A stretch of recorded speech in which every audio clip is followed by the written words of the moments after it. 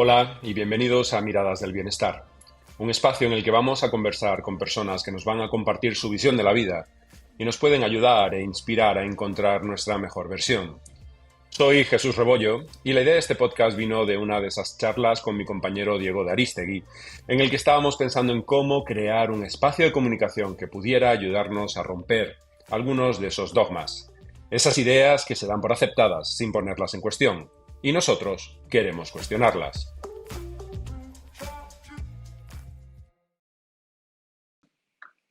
Hablamos hoy de educación y de cómo tomar buenas decisiones, de la importancia de formar a estudiantes y directivos de todas las edades y de hacerlo no solo en materias técnicas, sino en habilidades sociales, en gestión de emociones y en liderazgo basado en competencias.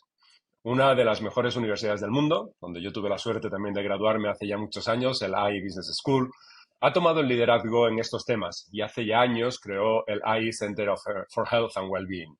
Hoy, su vicedecano de la Escuela de Negocio y vice chair de este centro, David Suárez, viene a contarnos cuál es el rol del centro y por qué es importante hablar de well-being, de bienestar y de equilibrio. Bienvenidos a Miradas del Bienestar, soy Jesús Rebollo y hoy contamos con David Suárez. Bienvenido, David, ¿cómo estás? Muchas gracias, Jesús. Pues un placer estar aquí. Como te comenté hace unos días que vamos a tener una breve conversación al respecto. La verdad es que fue una conversación muy interesante y me quedo con muchas ganas de seguir. Así que aquí estamos y repito que con muchas ganas. Así que gracias por tenerme en el programa. Gracias a ti.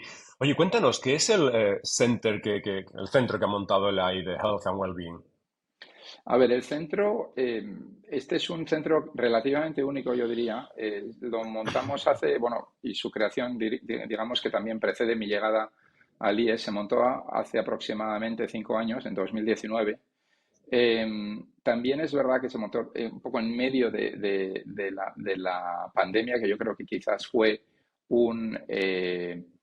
digamos, un catalizador más, ¿no? Al respecto, con la idea de ayudar a nuestros alumnos y entendiendo sobre todo que a la hora de formar líderes empresariales no se trata tanto, hombre, obviamente se trata de aportar contenido, de aportar habilidades, técnicas y demás, pero que al final es muy importante que aprendan a vivir de una manera sana, a comportarse, primero a tener ese autoconocimiento propio y saber que no se puede estar todo el día al 100%, que hay que tener unos ciclos, que hay que saber recargar pilas y para eso es fundamental mirar a lo que es, digamos, la salud del cuerpo, del alma, de la mente, ¿no? Y esos son un poco los tres pilares que entendemos dentro del centro. El alma entendido también como esa dimensión más trascendental del ser humano, ¿no? Que va más allá del día a día.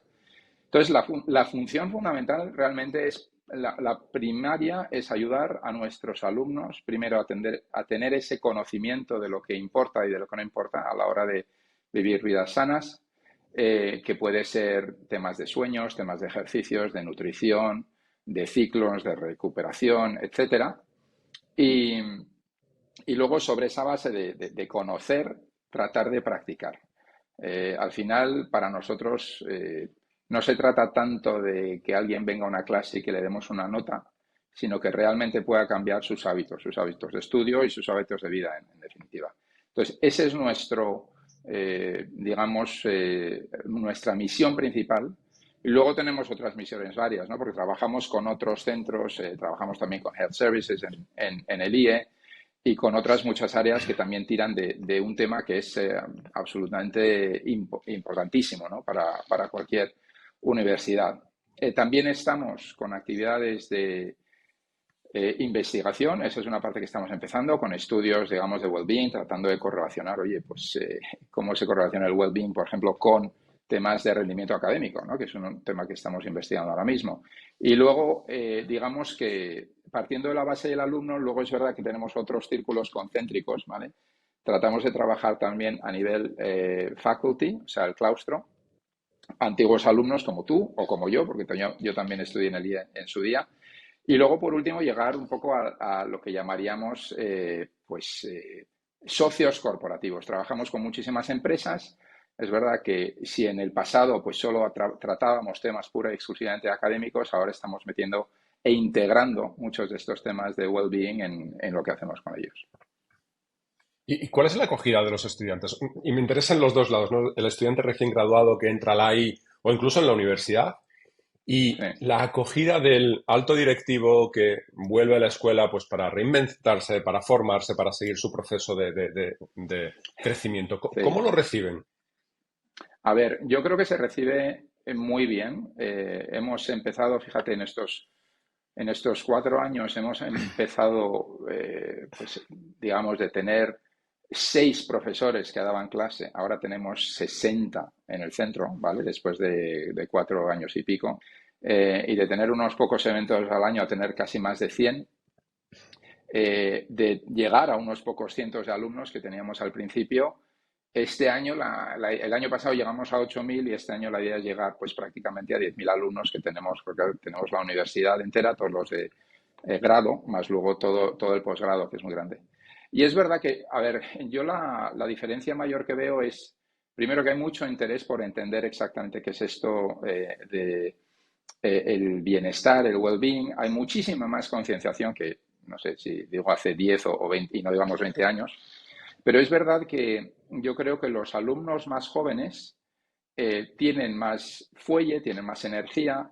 Yo creo que a veces se pueden permitir el lujo, si quieres, de estirar más, bueno, pues pasar noches sin dormir, de vivir la sana vida de Madrid, ¿no? Que tiene mucho que ofrecer. Eh, pero es verdad que muchas veces, oye, bueno, pues al final se les echa las cosas que se le echan encima, de estudios y demás, y tienen de alguna manera que poder lidiar con todo ello. Entonces, pero está muy, muy bien recibido. Yo creo que todavía se recibe mejor cuando hablamos con alumna de estos temas. Suelen ser charlas que están muy bien atendidas, pero es verdad que lo bueno para los alumnos es que ya no se trata de dar clases, que tiene algunas clases ya dentro, estructuralmente dentro del currículum, ¿vale?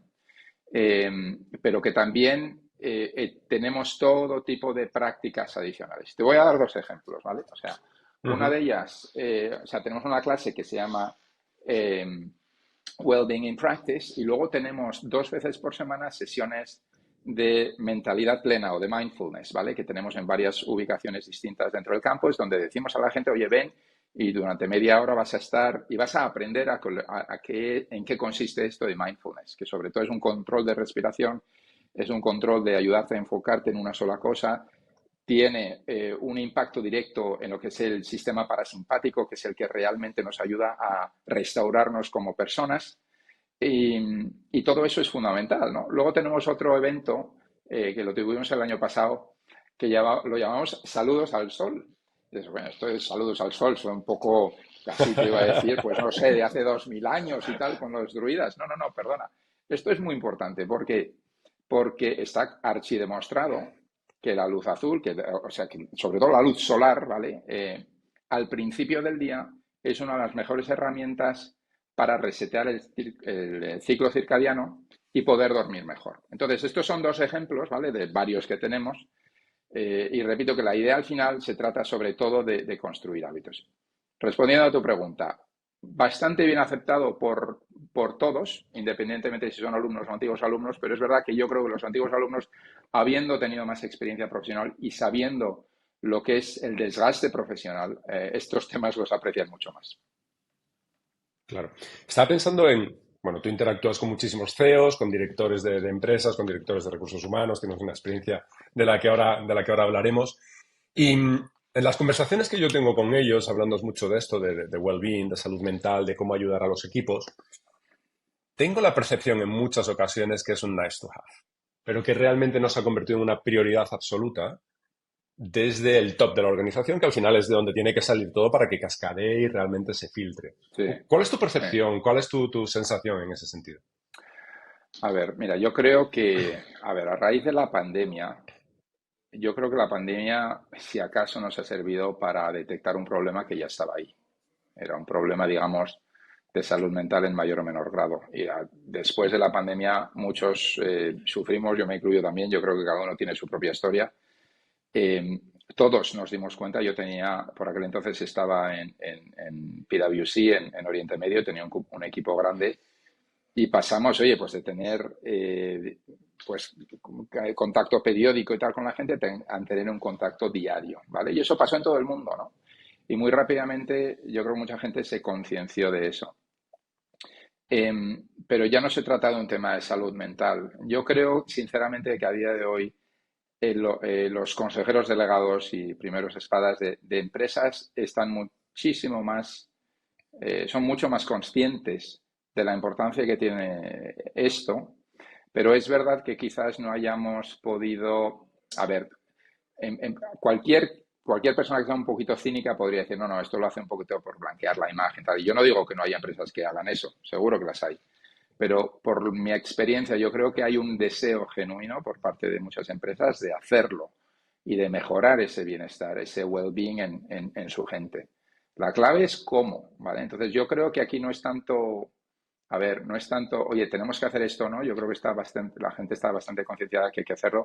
La cuestión es cómo se hace esto y sobre todo, cómo haces para que la gente, tus empleados, cambien ciertos hábitos, cómo puedes, por una parte, decirles que te entiendo, que lo del well-being es importante y luego te exijo que trabajes fines de semana, ¿vale? Hay una cosa que no se ve con otra. Pero vamos, hay muchos estudios. Estaba el otro día viendo uno sobre el World Health Organization, de Organización Mundial de la Salud, que hablaba de, bueno, en este estudio concreto hablaban de una mejora de un 400% en productividad con temas de well-being. Productividad por una parte y reducción del absentismo por otra. Hace 2 días en la radio, me acuerdo, estaba escuchando, España está a la cola del absentismo laboral. Un absentismo que se ha, pues creo que duplicado o triplicado en los últimos 5 o Así 10 es. años. Es penoso. Pues yo creo que las empresas en España tienen ahí pues sus deberes que hacer, la verdad. Y yo soy un firme creyente que aplicando buenas políticas y luego predicando con el ejemplo, pues lo que llamamos engagement, ¿no? Del grado, digamos, de interacción que tienen los empleados consigo mismos, con los equipos y con la empresa, va a subir si se aplican ciertas políticas y por ende acabará también subiendo la productividad, ¿no? Y reduciéndose el absentismo laboral. En ese sentido, has tocado un tema clave, ¿no? Que es el absentismo y la productividad y la situación española. El otro día leía también que casi el impacto del absentismo es de casi 6.000 millones de euros. O sea, es un problema Es real. Si te lo brutal, llevas a la es empresa brutal. y piensas Sí. en una media del 10% de tu plantilla que esté baja y que de esos casi el 60% está vinculado con un tema de salud mental, claramente esto ya no es un nice to have. Aquí hay que Exacto. establecer planes de acción, hay que establecer, otro día lo he hablado con un director de recursos humanos, me dice, no está en mis KPIs. Y digo, pero aquí en tus KPIs sí que está el NPS de tus empleados. Entonces, es cómo transformamos esa cultura, ¿verdad? Que aún no está del Eh, todo asentada. Has dado en un punto clave y es cultura. O sea, es muy común, por desgracia, que cuando una empresa tiene un problema de personas, se lo endosan a recursos humanos y no se dan cuenta de que los primeros responsables son los gerentes, son los que están en la línea de mando. Se consiste en predicar con el ejemplo, ¿no? Eh, Recursos humanos tiene un rol fundamental, pero no es el principal. O sea, el principal tiene que ser el CEO y empezar predicando con el ejemplo. Y a partir de ahí, bueno, pues recursos humanos puede implantar ciertas plataformas, dar acceso a un app que te permite, yo qué sé, acceder a ciertos servicios o lo que sea, ¿vale? Pero eso digamos que es, debe decir, hasta cierto punto accesorio. Lo fundamental es ese cambio cultural que no es para nada fácil, ¿vale? O sea, la cultura en una empresa no se cambia de la noche a la mañana. Decía un colega mío en BUS hace ya tiempo, un experto en cultura, dice, la forma más rápida de cambiar la cultura en una empresa es cambiar a los directivos. Esa es la Suele forma más funcionar. rápida. ¿Vale? Entonces, repito, un gran reto ahí, el tema cultural lo has tocado fundamental y creo que va mucho más allá de política y es muchísimo más complejo que arreglar. Oye, me interesa también conocerte y que todos nuestros oyentes también te conozcan a ti, ¿no? Porque tienes una carrera muy extensa, muy exitosa en el mundo de la consultoría, has estado en Estados Unidos, en Middle East. Cuéntanos un poco, ¿no? De este mundo de consultor estratégico. en donde has transformado organizaciones, ahora en la educación. ¿Qué es lo que te ha llevado de un sitio a otro? ¿Cuál es el nexo de unión, si es que lo hay? Pues a ver, mira, yo empecé mi carrera efectivamente en Estados Unidos y fui ingeniero. Yo en principio empecé tratando de convertirme en astronauta. Suena como una frase hecha, pero realmente fue mi caso. Luego me di cuenta que tenía una posibilidad en 40 millones de conseguirlo, así que decidí dedicarme a otros temas. Estudié como ingeniero aeroespacial, luego trabajé como ingeniero en Estados Unidos 4 años y luego hice un cambio a la consultoría más que nada porque me interesaban más los temas de negocio y veía más recorrido, ¿no? A lo largo profesional ahí que otra cosa. Y nada, me metí en eso y estuve haciéndolo 25 años. Pero ya, digamos, desde hace, yo creo que un mínimo de 15 años, ya me picó el gusanillo de la educación. Empecé a dar clases a tiempo parcial en el IE como profesor de estrategia, que es un rol que mantengo hasta el día de hoy. Y digamos que una de las cosas que yo considero absolutamente críticas para mí, para lo que yo que consideraría, digamos, mi esencia, es el aprendizaje, ¿no? Entonces, digo, joder, pues yo pasé, digamos, de ingeniero a consultor. En consultoría que hice mis últimos 10 años, sobre todo estaba llevando pues este negocio de consultoría de personas, de organización, donde yo lo que trataba de hacer fundamentalmente era la transformación empresarial a través de las personas. Entonces había mucho de formación de directivos, formación de talento con alto potencial, gestión de personas, gestión del rendimiento, etcétera. Muy vinculado a lo que estoy haciendo ahora. O sea, yo he pasado, digamos, de entrenar directivos que ya tienen su grado, máster, MBA, lo que sea, cuando ya están en la empresa, he pasado antes. Es decir, voy a entrar a tratar de formar a estas personas antes para que puedan salir mucho mejor preparadas para esos retos. Entonces, yo creo que esa fase o esa faceta, si quieres, de profesor, me encanta leer, me encanta compartir conocimiento, me leo pues casi un libro por semana, te iba a decir, todos los años entre 30, 40 y pico libros. Y estoy siempre leyendo y tratando, y luego lo posteo por las redes sociales y tal. Entonces eso, me gusta mucho leer, yo me considero una persona muy curiosa, estoy en muchos temas y bueno, pues en función a eso vamos, yo creo que he ido por esa línea, ¿no? Meterme en educación me encanta, yo creo que está muchísimo más centrado en mi propósito, si quieres, por llamarlo de alguna forma, y creo que era el paso lógico a seguir después de 25 años haciendo lo mismo. Qué interesante. Oye, hay un tema que me interesa mucho de tu rol ahora, ¿no? Y es Sí, el espectro de población que ves, ¿no? Estás viendo, se habla mucho de las diferencias generacionales, de cómo somos sí, los de mi edad, los aún mayores y las nuevas generaciones que entran y se van a Segovia o aquí a la Torre en Madrid y entran en la universidad. ¿Cuál es tu visión de estos cambios generacionales, de esta diversidad que tenéis? ¿Cómo lo percibís vosotros ahí desde la talla del IE y pensáis en programas y pensáis en, oye, estoy sí, formando a los directivos de las mejores empresas de España, pero también estoy formando a los estudiantes que van a ser los próximos grandes directivos a nivel mundial? ¿Cómo, sí. cómo veis esa variedad? Buah, pues una pregunta de calado. A ver, yo creo que aquí cuando ya hablas de temas de cambios generacionales, es verdad que por una parte estamos entrando pues a niveles muy junior, o sea, el IE empezó dando programas de máster, pero luego se metió en la universidad y ahora incluso tenemos una asociación muy importante con un colegio, ¿vale? Entonces estamos yendo cada vez más temprano. Y es curioso porque cuando hablas con gente de los Generation Z, ¿no? Que los llamamos a estos pues que tienen ahora, pues no sé, entre 15 y 25 años más o menos, es verdad que se han criado en un mundo muy, digamos, con muchos recursos, muy abundante, que ha vivido una paz sin precedentes desde la Segunda Guerra Mundial.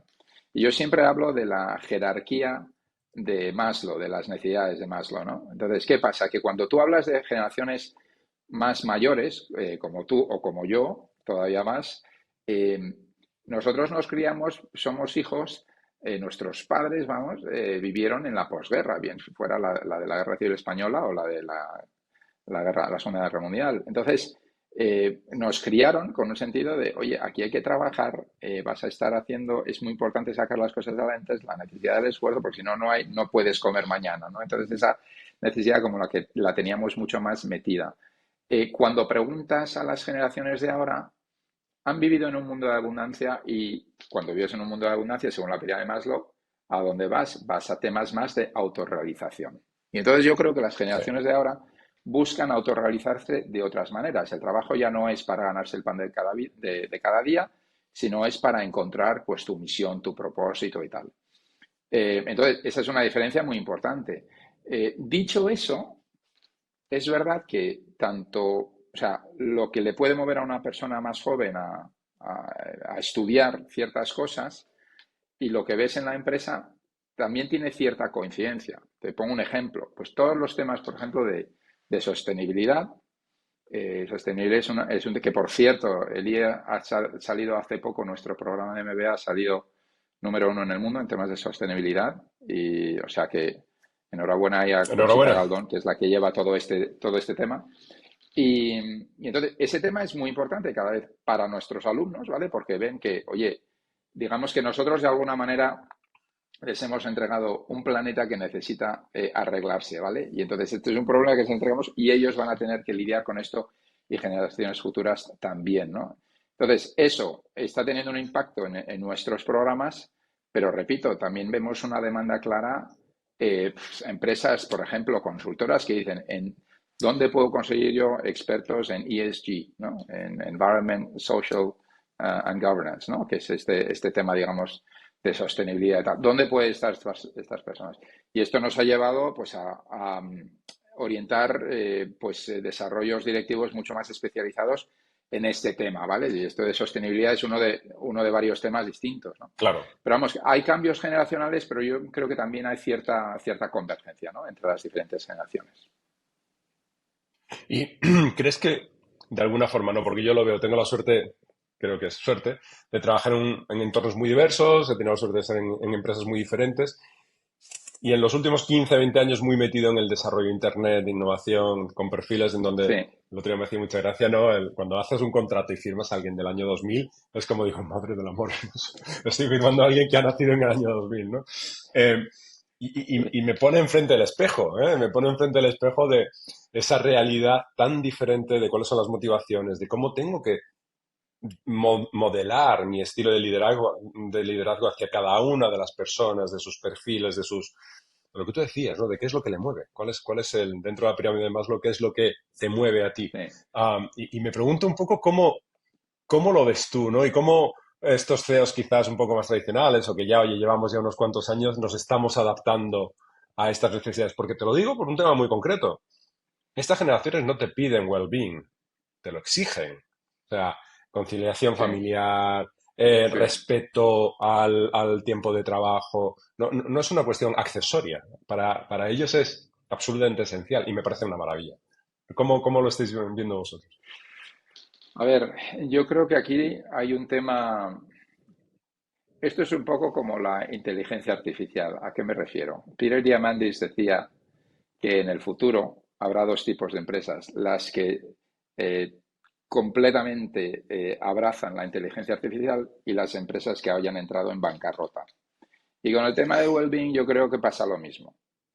Eh, yo creo que el modelo de pagar, exigir, el carrot and the stick, ¿no? El palo y la zanahoria que dicen en inglés, ese modelo yo creo que tiene un recorrido muy limitado y que va a llegar a donde va a llegar.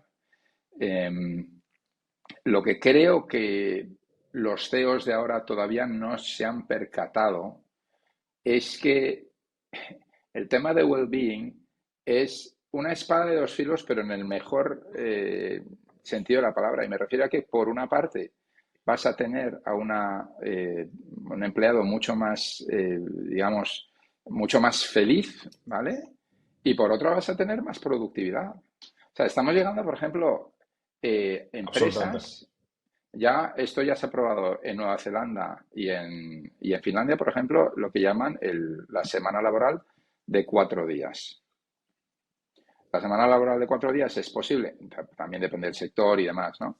Pero en muchos sectores de servicios es posible si tú puedes aumentar pues aproximadamente un 20% de esa productividad, con eso te sería suficiente para producir lo mismo en 4 días. Y tendrías a la gente muchísimo más contenta, ¿vale? Entonces, repito, yo creo que hay que hacer un ejercicio de pedagogía con los CEOs, un ejercicio, digamos, de trasvase cross-generacional, ¿vale? Y de entender un poco que estos valores han cambiado, pero que también se pueden expresar en clave beneficio, si quieres, un poco que quizás es el lenguaje que entienden algunos. Aquí hay un gran potencial, digamos, de monetización, de sacar lo mejor de tu gente y además tenerles contentos. Y que, por cierto, eso no solo va a aumentar la productividad, sino que va a reducir la atrición. La gente que se te va a ir, porque ahí hay el coste de atrición es muy importante. Y eso o sea, tú puedes fundir a tu gente cada 3 meses y que se vayan y dices, bueno, siempre puedo contratar a otro. Pero eso tiene un Sí, sí, coste también, ¿no? Entonces, al final absolutamente. yo creo que hay quizás que cambiar un poco la forma en la que algunos de estos, por decirlo de una forma, CEOs chapados a la antigua, ¿vale? Hay una forma muy clara de entender y es que aquí hay un gran potencial que puede monetizar y que puede resultar un gran beneficio para la empresa, en definitiva. Ujú. ¿Cuál es la visión que pretendes conseguir, si te pregunto, de aquí a 5 años con el centro? Si tuvieras que hacer esa proyección a Sí, futuro, 5 o 10 años, y dices, oye, ¿esto habrá tenido sentido? Sí, hemos conseguido sí. A X. ver, para mí la clave es, antes hablaba de estos círculos concéntricos, ¿vale? Tenemos el de los alumnos, el del faculty, el del alumni y luego tenemos, pues, everybody, ¿no? O sea, todos los demás que incluyen, pues, desde padres de alumnos a corporaciones y demás. Para mí la clave estaría en cuántas personas hemos podido impactar. Y para mí el impacto consiste en eh, cuántos han cambiado su forma de vivir. Es una pregunta muy fuerte, ¿vale? ¿Cuántos graduados, porque esa sigue siendo nuestra primera prioridad, a cuántos graduados hemos convencido por los hechos que realmente aquí pueden cambiar sus hábitos y pueden tener una vida infinitamente más sana que la que puedan haber tenido hasta la fecha? Esa para mí sería pues la mejor definición del éxito. ¿Cómo se mide eso? Bueno, eso es otra cosa, ¿no? Ahora mismo estamos midiendo en gran medida lo que se llaman en el negocio leading indicators, ¿no? Aquellos indicadores que puedes medir de volumen, por ejemplo, Sí. de la gente que has entrenado y tal, pero luego los que vienen después, del impacto que puedas haber causado y tal, pues eso es más complejo. Pero para mí se trata sobre todo de cambiar hábitos. Luego creo que también hay un rol mucho más potente que podemos jugar en todo el área de investigación. Estamos empezando, ahí todavía estamos un poco, tenemos ya varios estudios en marcha a nivel doctoral y tal, pero no tenemos, digamos, el volumen que a mí personalmente me gustaría. Eh, Poder correlacionar pues lo que llamaríamos el de las mejoras de well-being con las mejoras en el rendimiento académico, que es un poco lo que podemos controlar aquí, ¿no? En un ambiente universitario. Todo eso yo creo que es pues cosas que podríamos intentar y bueno, y llegar cada vez a más de estos círculos concéntricos de los que hablaba antes. Para mí se trata de cambiar vidas, ¿vale? No se trata tanto de dar clases, aunque también es importante. Es, me hace pensar a la conversación que tuvimos el otro día, ¿no? Que es, y me hace pensar un poco en lo que me dijiste de tu propio viaje, que en un momento dado, Sí, sí, sí, post-COVID, decidiste, oye, tengo que empezar a cambiar, tengo que empezar a cuidarme, tengo que empezar a hacer cosas de una forma diferente y establecer hábitos diferentes, ¿no? Incluso me decías lo de que subes a tu oficina, que son 8 plantas y lo haces 3 o 4 veces al día. sí. Qué Por las importante es escaleras. este cambio de los... Por las escaleras, exacto. Qué importante, ¿verdad? Es ser capaz de implementar este pequeño, bueno, el libro maravilloso, ¿no? De los hábitos atómicos, ¿no? De estos Sí, pequeños cambios que se van produciendo y el impacto que tienen a largo plazo. Esto sí que es un efecto absolutamente compounding, ¿eh? Aquí no hay duda. Un mínimo cambio en el hábito transforma tu vida en 5 años. totalmente. A ver, yo tuve ahí una experiencia que fue, te iba a decir, pseudo religiosa en el sentido que tuve una conversión. Yo llevaba un ritmo de vida muy potente, muy desgastante. En consultoría no es precisamente el sector más, más amigable, ¿no? Para llevar una vida sana. Y entonces en 2020, pues a raíz de COVID y demás, y de la pandemia, pues yo creo muchos de nosotros hemos reflexionado. Para mí fue una especie de momento clave en el que empecé a leer, cuestionarme muchas cosas. Incluso ahí fue cuando empecé a pivotar, quizás, o pensar en pivotar a otra, bueno, lo que estoy haciendo ahora, ¿no? Y empecé leyendo y luego reconozco que hubo ahí tres autores que a mí me marcaron profundamente, que fueron Jim Quick, que es un señor que se dedica a entrenar cerebros, un maestro del aprendizaje, eh, James Clear, que es el autor de Atomic Habits, ¿vale? De hábitos atómicos, y luego Jill Bolte Taylor, que es esta neuroanatomista americana. Y lo que estos tres autores y personas extraordinarias tienen en común es, primero, que ponen el cerebro en el centro de sus vidas. Segundo, que son los mejores en su campo. Y tercero, que los tres sufrieron daños muy potentes en su cerebro. Bueno, no voy a entrar en detalles, pero tuvieron todo tipo de traumas y supieron y pudieron sobreponerse a eso, lo cual me demostró a mí que el cerebro es algo que puede cambiar incluso cuando eres adulto, que el cerebro es una herramienta que podemos utilizar para la transformación personal. Entonces, a partir de ese momento yo no empecé solo a tratar de comer mejor, dormir mejor, hacer más ejercicio y tal, sino que empecé a decir, yo lo que quiero hacer con mi vida realmente, el otro día me preguntabas tú por cuál era mi ikigai, y digo, si tuviera que definirlo, yo lo definiría porque estas tres personas, repito, me han marcado mucho, es poner primero el cerebro en el centro de todo lo que hago, porque el cerebro es la estructura más misteriosa, fascinante y extraordinaria en el universo conocido, ¿vale? Es así. Y poner eso, esa herramienta para ayudar a las personas a cambiar radicalmente su vida y a transformarse. El potencial que tiene esta herramienta que tenemos en las orejas es brutal. Y yo lo he vivido en primera persona. Lo he vivido con estos cambios que he hecho. Lo he vivido también con técnicas de aprendizaje con las que he flipado, como se dice en castizo. Y realmente me ha sorprendido. Y luego ya empiezas a leer y alucinas lo que hay por ahí. El efecto placebo. Hay 55.000 cosas, ¿no? Entonces, al final, nosotros lo primero que tenemos es que creernos y contarnos una película en positivo, ¿no? Y somos los primeros que podemos ser nuestros, digamos, nuestros primeros abogados defensores o nuestros primeros fiscales, ¿vale? Todo depende de cómo orientemos esto. Entonces, repito, esa conversión fue brutal, cambié muchas cosas, pero sobre todo dije, yo tengo que hacer algo con esto. Y eso es, digamos que ese Ikigai sigue ahí. Yo ahora mismo este Ikigai lo estoy poniendo en práctica, pues a través de una institución educativa, pero bueno, no dejo de centrarme. Tengo también mi negocio de executive coaching y tal, y lo que hago es temas de neurocoaching, donde utilizo el cerebro como una herramienta también para el cambio de hábitos y el cambio personal y tal. Entonces, nada, ha sido de momento pues un viaje extraordinario y al final digo, mira, el tema de hábitos para mí es, uno tiene, volviendo a lo que te comentaba antes, hay que predicar con el ejemplo. O sea, yo puedo decir lo que sea, pero si al final no vivo lo que estoy predicando, pues soy un embaucador, soy un hipócrita, llámalo como quieras, o un cínico, ¿no? Pero no soy lo que me gustaría ser. Y vamos a ir acabando. Me quedan dos Muy bien, preguntas. La fenomenal. primera, y hablando de eso, de qué es de lo que quieres ser, es ¿dónde te ves en 5 años? Yo personalmente, Sí. pues hombre, me gustaría seguir en el IE. No,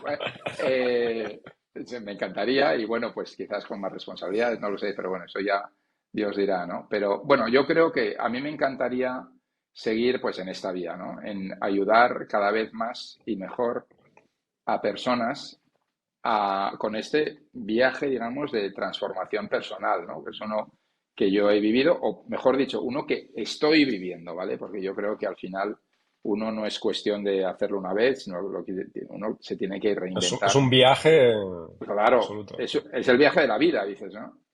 Y entonces, bueno, pues seguir ayudando a estas personas. Yo ya tengo una edad relativamente avanzada, aunque no pienso jubilarme en mi vida, me quedan todavía muchos años, espero.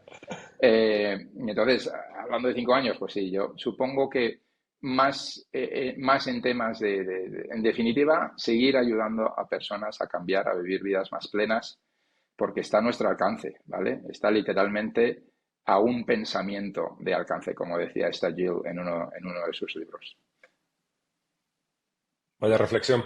La última, ¿qué le dirías al David de 25 años? Al de 25 años, uf, le diría, bueno, yo por aquel entonces no conocía a mi mujer, le decía, por favor, conoce a mi mujer, a Annie, que ha sido mi compañera de vida y quien realmente me ha cambiado la vida, la primera que me la cambió. Eh, y le diría que hay que vivir con intensidad cada día, ¿vale? Porque yo creo que cuando más mayor te vas haciendo, ves las cosas un poquito más en perspectiva. Y le diría que hay que aprovecharlo. Es muy fácil vivir pensando en el pasado o pensando en un futuro que igual no llega.